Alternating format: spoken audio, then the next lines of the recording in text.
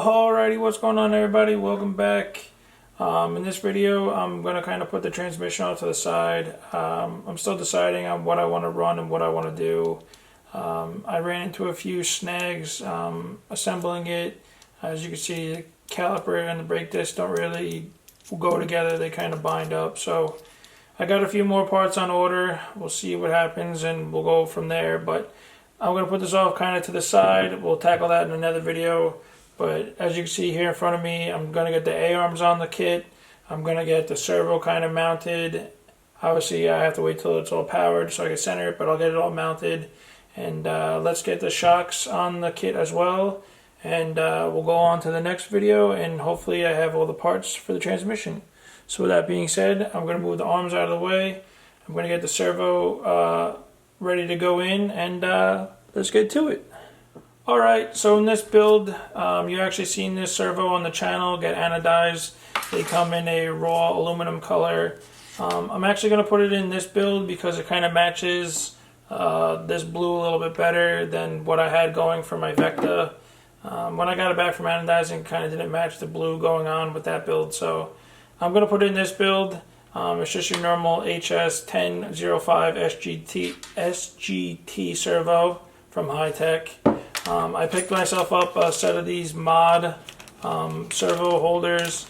They're made for the 10,000, the 10,005, and the 11,000 series Hi-Tech servos. They're a pretty cool design to hold a servo, and then just your normal stock servo horn that fits these big giant servos.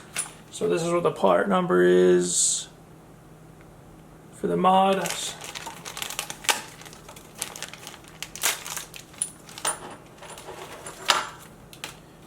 You get some stickers in the bag. You get the two mounts. This is what they look like. He actually puts an arrow on it because these holes aren't really centered, so the two arrows go facing to the inside, I believe.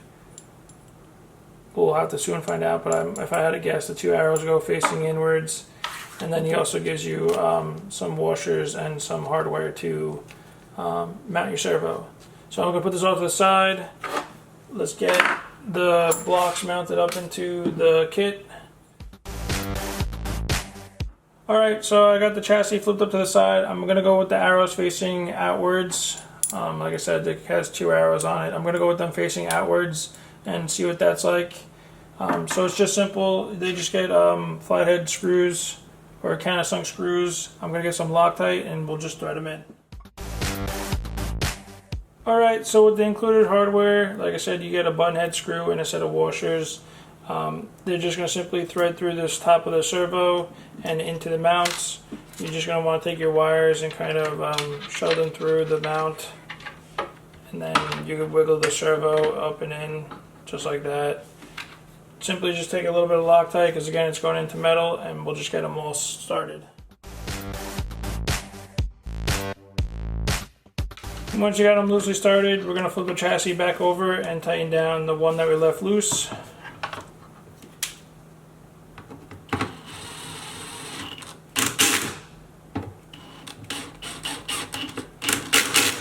Alright, so that's perfect. The two arrows to the outside holds the servo snug, and then we'll simply just button these all down as well.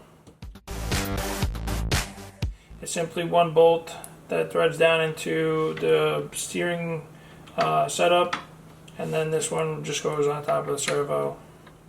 Alright, so with that screw all tightened, that's pretty much it to install the servo into a Losi 5. I'm going to set this off to the side. I'll get the hinge pins and the A-arms back up on the table, and let's get the A-arms installed onto the kit. Alrighty everybody, so I got everything up on the bench. I removed the differential from the kit just for video purposes.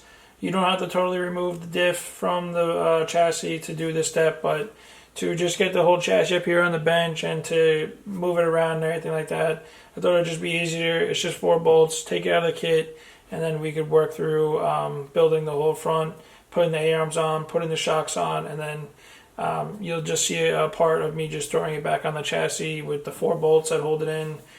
So I got my arms, the center diff. You want to make sure you got your hinge pin braces, your hardware, and then your hinge pins. Alright, so I'm going to start with the rear hinge pin brace. It just simply falls into place like that. And then you want to take the diff and flip it upright, and then it's just 2 bolts that go through to hold it.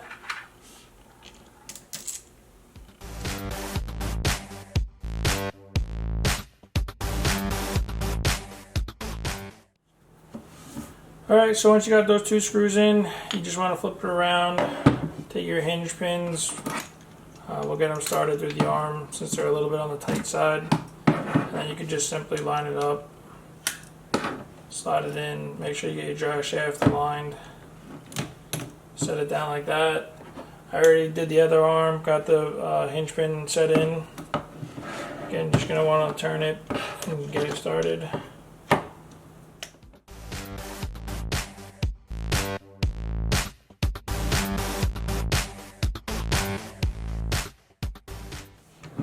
And then you can take your other brace. Again, it just pushes on. And then your 2 screws.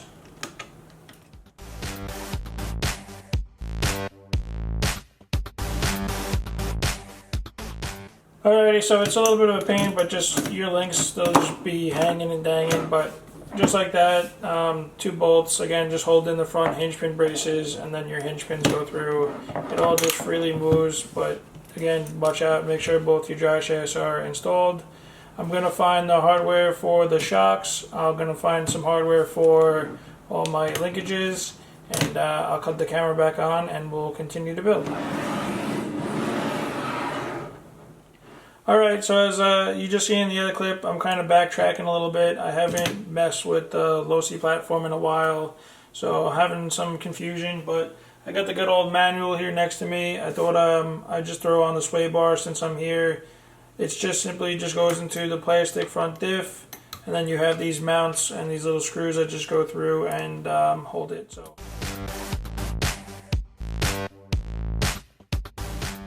okay, just like that. It's pretty simple. The sway bar just goes in, and then you just want to take your end links and just wiggle them on, loosen the set screw on them, and just simply put them on.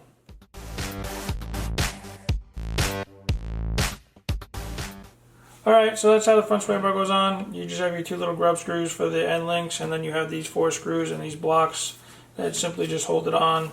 And then you have 2 little set screws that go through there, but I never run it. The sway bar doesn't really slide back side to side, but a lot of people sometimes use them. I don't in anything, but I'm going to keep on building. Alright, so I'm just going to give a little bit of a progress update. I got the front links, the camber links all bolted on. You seen in the last part, I got the sway bar on again. That's pretty much what this looks like. It's just 1 bolt per each side and a lock nut. They just come through the top, the bottom of the shock tower, and then into the camber blocks. Alright, so I got everything laid out to put the front shocks on. I already have the front upper shock studs installed. All I had to do is install these little spacers here for the bottom screw, eyelets on the shocks. And then since these arms are brand new, I always hated why Losi did a left hand and a right hand thread. Since there's no threads, I'm just going to put in 2 normal bolts, and I'm also going to do that for the rear. I'm going to simply just slide these in. I'm going to go for the middle hole and the outer hole. We'll do the same one.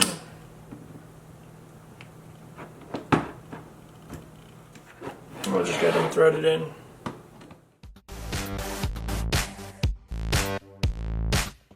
Alright, so I'm going to get the chassis up on the bench. It's simply your 2 screws here in the top of the differential, and then you have the 4 screws that are in the bottom of the differential also, and I'll get it quickly installed onto the chassis. Alright, so it's pretty easy. The drive shaft just slides through the upper front, I guess you would say, chassis brace. Just make sure your arms for the steering links are out of the way, and then you can kind of just wiggle it underneath. Make sure you don't forget this little plastic piece that goes on top of the front upper chassis brace.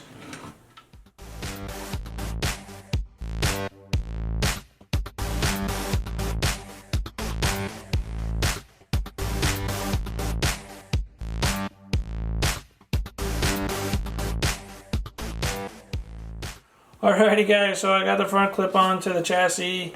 I don't know how much of it I'm going to edit out or leave in the video. I ran into a few snags here and there. I don't really know the Losi platform all that well, like I know the Baja platform. So again, I don't know how much I'm going to leave in there, cut out and edit and stuff like that, but it was a little bit of a tricky situation to try to get the front end on, but it's on, everything's all together. Again, with the steering, I'll have to zero it all out once I get it up and powered on and stuff like that, but it's all together. This is what it looks like. I don't have the whole front bumper set up on yet, but this is just what the whole front of the kit looks like. I'm probably going to remove the whole back again, so it's just easier for videoing. As you can see, I'm already out of desk space. I'm already hitting the wall, and this is pretty close to the camera, so I'm going to just remove this. It's just the 4 screws underneath, and I'll get it back on the table. I'll get all the rear arms, and let's get the whole rear setup built, and we'll go from there. Alright, so I got everything set out again. I removed the whole back diff from the chassis, again just for video purposes. I have the whole back set up with the A-arms and the back arms all said and done. I have my hinge pins, and then I have my hinge pin braces all set out. Again, they just clip in just like that. We'll get the front one installed. This long dry shaft might knock my eye out, but these just go on like this, and then you get 2 screws. Alright, so after you get the front hinge pin braces installed, again it's just the 2 bolts. I'm going to flip it around. I'm going to grab out the other sway bar. Alright, so the rear sway bar again just sits into the diff case. You get your metal sway bar pieces, and it's just simply 4 screws again.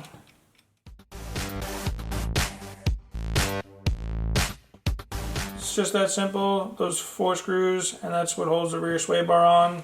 So once you got the hinge pin in, we have those spaces again. There's 2, 4, 6, 8. If I had to guess, 2 are going to go on the front and 2 are going to go on the rear. And then I'm just going to loosely tighten the link onto the top, just so it's out of the way.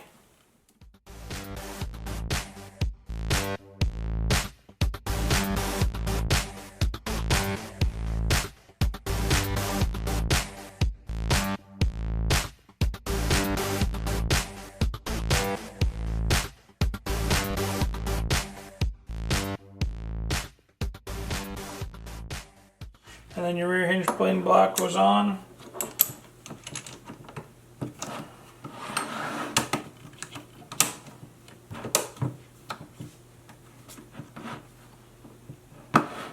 Now I don't know why these screws just pushed in. They're the right M5/25 screw, so I'm not sure what that's about. Hopefully I'll figure that out, but they're supposed to thread into the back. I don't know if maybe I have to go next size up for M6, but M6 is ginormous. I'm going to move on to the rear shocks. Alright, so I got everything laid out. The spacers go on the bottom of the shocks. Just like that. They'll slide down in the A-arm. We'll get that lifted up. We'll get the nut threaded on.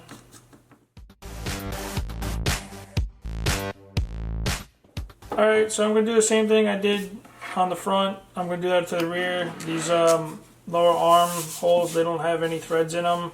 So I'm simply just going to put a normal screw in it. And again, I don't know why Losi did a reverse thread.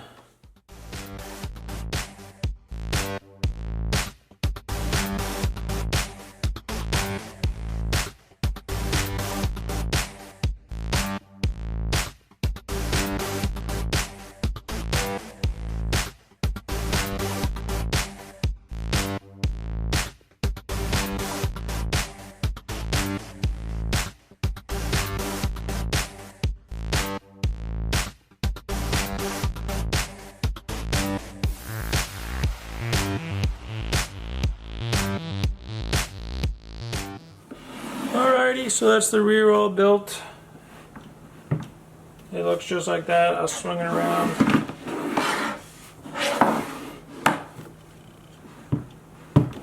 I'm going to get the chassis up on the bench, and let's put the rear end back on the chassis.